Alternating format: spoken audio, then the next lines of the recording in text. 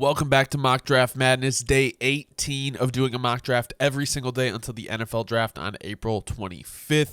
If you don't know ball and want to know ball, be sure to subscribe, leave a like, let me know in the comments your favorite pick and your least favorite pick from this mock draft. Also leave below trade suggestions. Just want to try out different scenarios as the mocks continue to come. Now, one of the biggest questions that have come into play here is who are the Vikings going to trade with? I saw a tweet today that there is an offer into the Patriots for 2 first-round picks. I don't think that personally gets it done. It's probably a starter offer. I also don't see the Patriots moving out, honestly.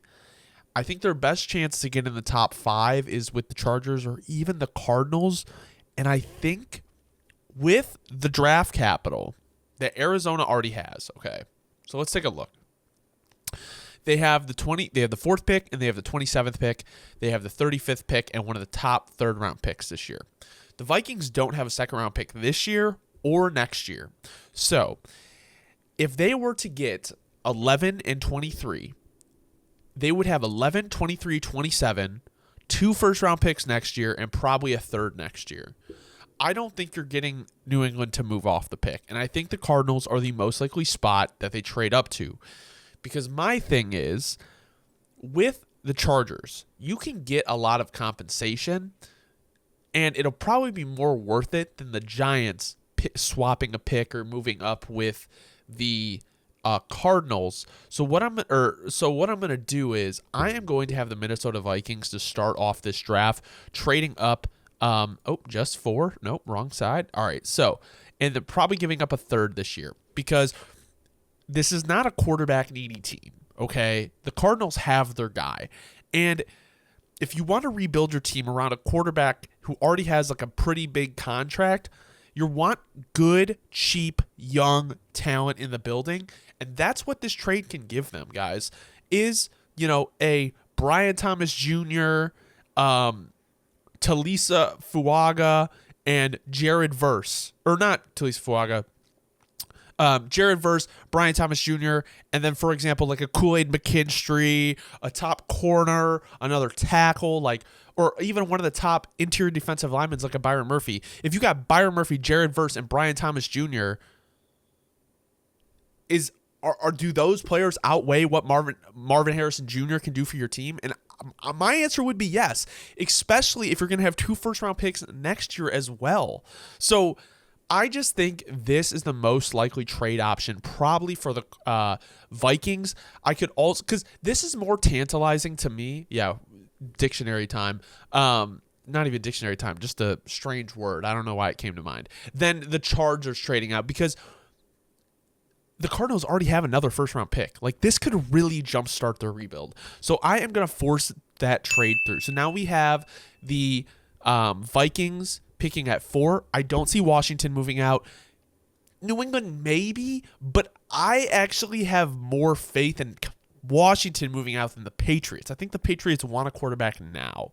So we're going to start this draft. We have Caleb Williams number 1, Drake May number 2. But see, this is where it gets very confusing because I don't know if the Vikings are all in on Jaden Daniels. And it would really throw them off, in my opinion, if you trade all that capital and you want J.J. McCarthy and the Pats take him. So to me, you can't make this trade until draft night. You can't make this trade until draft night. And that is what makes it so frustrating because you need to know your guys on the board if you're going to be giving up this much capital. And who knows? They may have a high grade on Daniels, but the more and more I read, teams are higher on McCarthy than they are on Daniels. And it makes sense to me. I get why. So maybe we'll mess it around a little bit. And I know the Vikings need a quarterback regardless. So let's just say this scenario plays out. The New England Patriots select J.J. McCarthy, and the Minnesota Vikings are going to be taking Jaden Daniels. Whoever they take is going to be the 4th quarterback off the board. They are not getting into the top 3, in my opinion, unless the Patriots are blown away. I think 1 and 2 are kind of locks at this point, and I think it's going to be Caleb Williams, Drake May. So now at number 5, we have the Los Angeles Chargers. And, in Daniel Jeremiah's mock draft, which I have the mock draft reaction dropping tomorrow, he had a team trade up with the Chargers because they're also kind of a new regime and they want to gather picks. So let's try to think of a team that really needs a receiver here. Because in my opinion, the Chargers need a lot. And Marvin Harrison Jr. is sitting here on the board, and it'd be really hard to pass up. But imagine if a team wanted to move down and secure their wide receiver of the future. And I don't know. I think I'm just going to have to go with Marvin Harrison Jr. here. It just makes the most sense. Number 6, we got Malik Neighbors to the Giants, Joe Alt to the Titans, and then okay, so like that's the thing. It's like if that draft goes that way, it's kind of like the board is going to fall like this. And you're going to probably add a guy like a Dallas Turner or Jared Verse. I've been doing Dallas Turner. I'll throw Jared Verse in. Now, this is where it gets interesting. So, I think Rome is the pick here. Like, I think Rome is the pick. But I don't want to make this decision all the way because I don't know what the reality is. We're a month away. Like, they may feel confident in DJ Moore and Keenan Allen. So, you could even do this where maybe Arizona still wants one of the top receivers. They could get him right here, or we could have a team trade up and try to get him. And I'm trying to think of who would need somebody. Now, let me try something. I've done this trade partner before, but I haven't done it for this player. I think maybe even like a third probably is going to have to be involved. Let's force that trade through. With Tyler Boyd out the door, T. Higgins on a franchise tag, I don't see the deal getting done. You add Rome Odunze and Jamar Chase together for the next 5 years. They have to win a Super Bowl.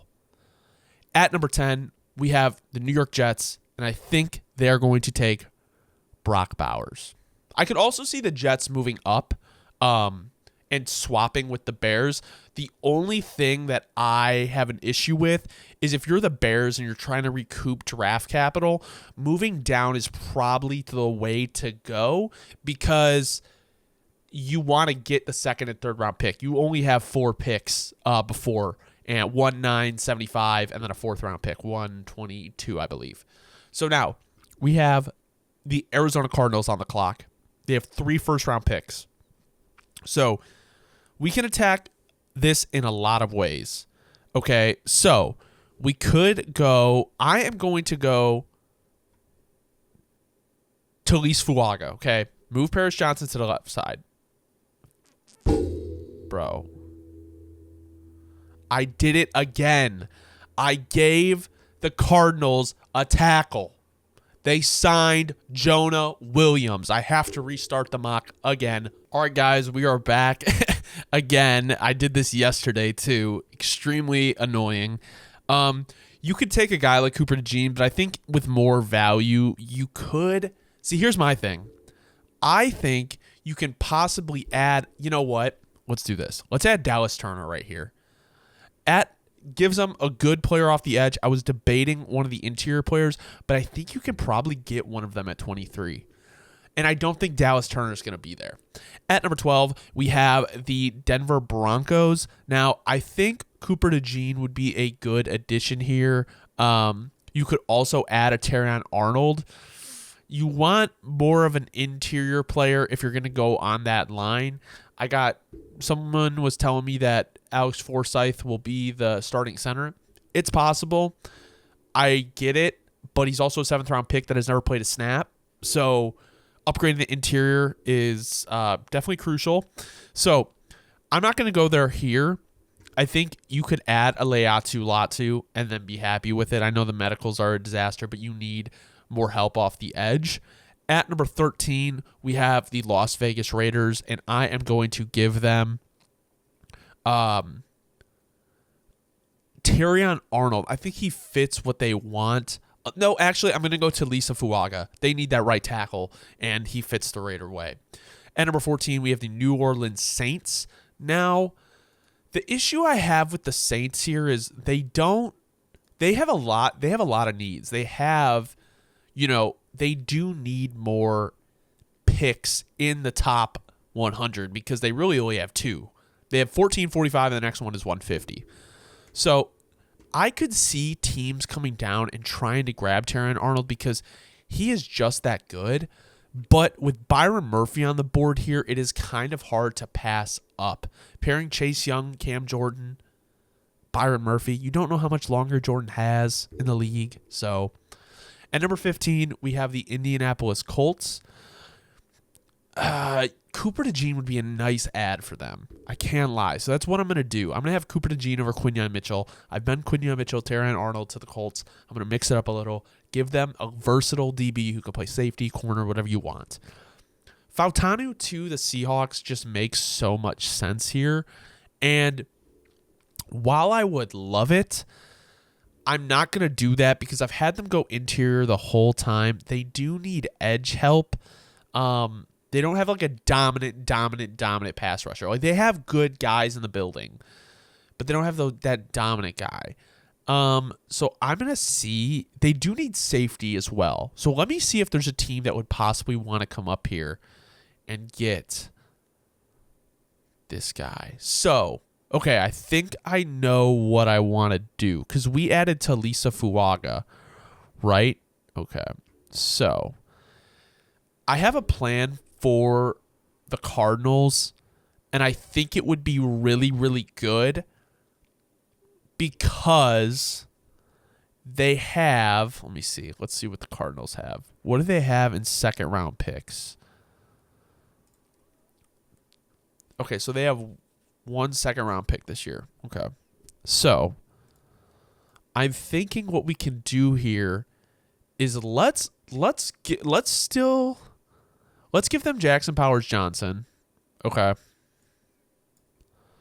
And then we will have the Jacksonville Jaguars take Quinyon Mitchell. So now we're on the board with the Chicago Bears at 18. Okay. So I now have, well, we have more picks because I just swapped the picks because I had to restart the mock. But they do need D-line help, okay? And you could also upgrade at tackle if you really wanted to. But at the same time, I also think adding a receiver would not be a bad idea. So what I'm going to do here is I am going to trade with, I was thinking about trading with the Cardinals. They do need D-line help, but like I'm gonna make this play here. Arizona Cardinals, we're gonna swap picks. It's only 5 picks. I think maybe like a third gets it done. So we're gonna force that trade through. It might be a little bit more, maybe a couple pick swaps, but I'm gonna give them Jerzon Newton. So now you have Jerzon Newton and Dallas Turner. Hold on. You're going to see the vision once I get to pick 27, I think. Oh, this did not play out how I thought it was going to play out. So at number 19, we have the Los Angeles Rams. And you know what? I think I have to see my vision through, guys. I really do. So what I'm going to do is, this is kind of crazy. Okay, I'm going to see it through though, guys. All right. So, well, actually, I don't know if the Rams would do it. They do need some tackle. They don't need tackle like that bad. And they do need corner help. See, okay, this isn't going to work, guys. What my plan was, and I botched it a little bit, was to see if I can get Dallas Turner, Jerzon Newton, and Terrion Arnold to the Cardinals, but it's just not going to work with the way I have it set up. So I think, adding Terrion Arnold to the Rams would be a great pick, and we'll figure out what we want to do here. We'll probably add receiver with the Cardinals. At number 20, I am going to give the Steelers J.C. Latham. At number 21, we have the Miami Dolphins. Fautanu makes a lot of sense for them. Some guy who could play tackle in a pinch, but also play any spots at the interior. 22, we have the Philadelphia Eagles. They're in an interesting spot. I kind of like Olu Fashanu, I don't know how to say it, to the Eagles to kind of learn behind Lane Johnson. You could also go Amarius Mims. At number 23, now the Bears are finally on the clock, and they've recouped some picks. They do need D-line help. I do think this is a little bit early for him, but Chop Robinson on the other side of Montez Sweat would kind of be nasty. At number 24, we have the Dallas Cowboys. Now, they do need a tackle, so I am going to give them Amarius Mims. 25, Green Bay Packers. I think they need interior line a lot. Graham Barton plays any position on the interior, played tackle in college. 26, to the Tampa Bay Buccaneers. I am going to give them probably a Kool-Aid McKinstry. I'm not high on Nate Wiggins. I don't know, man. I don't know wherever to put Nate Wiggins. Like, I'm starting to think he's not going to fall out of the first, but like, I just don't know what team like works best with him. Could he work with the Packers? Probably. To me, he seems like he could be a 49ers guy, I think. And with the edges gone, I'm going to give them Kool-Aid. 27, Brian Thomas Jr. So you're walking away with Brian Thomas Jr., Jerzon Newton, and Dallas Turner. Pretty good first round. You could also walk away with a corner. My plan was to go all defense, but didn't work out that way. At number 28, we have the Buffalo Bills. They need defensive interior. They also need some help in the DB room. Maybe we go Nate Wiggins to the Buffalo Bills. They do need DB help after Tre'Davious White walked. They need help at safety as well. Detroit Lions here. They need interior. I think I like Zach Frazier to the Lions. He can kind of play guard right now, or step in for Frank Ragnow when the time comes. And they lost both their guards. They did sign Zeitler, and unless I'm forgetting, I think they still had a guard spot that they needed to fill. So I think that would be a good, even if he doesn't start right away, succession plan. He is kind of a true center, but he can definitely play guard. At number 30, we have the Baltimore Ravens on the clock, and they need O-line help badly. I don't know if they're going to go Tyler Guyton, and I've heard that they had a private workout with Jordan Morgan, the way a couple teams did, and I think I'm going to lean towards that just because I don't know if they kind of want like a project year one to step in. At number 31, we have the San Francisco 49ers on the board. They need O-line and they need cornerback help. But I also don't necessarily know if Debo and Ayuk are going to be on the... One of them is not... I don't know if either of them are going to be on the team next... Well, I know... Let me rephrase that. One of them will be playing for the 49ers next year. I do not know if both of them will. So, do you grab a guy later? Because the report was they wanted number 17 and Zay Jones from the Jaguars, and the Jaguars turned it down, which I don't hate that the Jaguars turned it down, but I feel like most teams would have done that. Especially because the Jaguars don't really have that wide receiver one. But Ayuk, Davis and Christian Kirk would be a pretty good trio. So now we're sitting here with the board of like a TJ Tampa or a tackle that's kind of a project. And it's just like with Ed and Mitchell here, that would just be such a great addition if you had to replace Ayuk. So number 32, we have the Kansas City Chiefs. Let's look at the wide receivers here, guys. Got Ladd McConkey, Troy Franklin, Roman Wilson, Ricky Pearsall, Keon Coleman. We could go D-line, but there's really nothing here that's worth like jumping for joy for. The tackle market is kind of weird right now because you kind of need a guy to start now. I don't know if Sumatia would be the guy, but it might because you don't have a second-round pick till pick 64. I don't know. This is a weird pick. You almost get more value with the receivers, but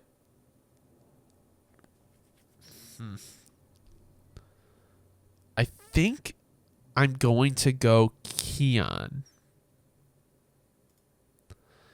Keon, Rashee Rice, and Travis Kelce could be dangerous. So, thank you guys so much for watching. This has been Mock Draft Madness, day 18 of doing a mock draft every day until the NFL draft. If you don't know ball, want to know ball, be sure to subscribe, leave a like. Let me know in the comments your least favorite pick from this draft and your favorite pick from this mock draft. I don't know why I've been screwing that up. I've been saying least favorite first. But anyway, this, honestly, I'll be very, very honest with you guys, is not my favorite mock that I've done. It just feels a little weird to me. I don't know. I just didn't feel the groove when I was doing it today. And I don't think it's burnout. Like, I still enjoy this a lot. It's more just like I was trying something different, and I feel like this is definitely different than the mocks we've done in the past. I think it's because I moved around so much, kind of with the Cardinals and the Bears. But overall, let me know what you guys think. We'll be back tomorrow. Mock draft 19. They're not all going to be amazing. So, appreciate it.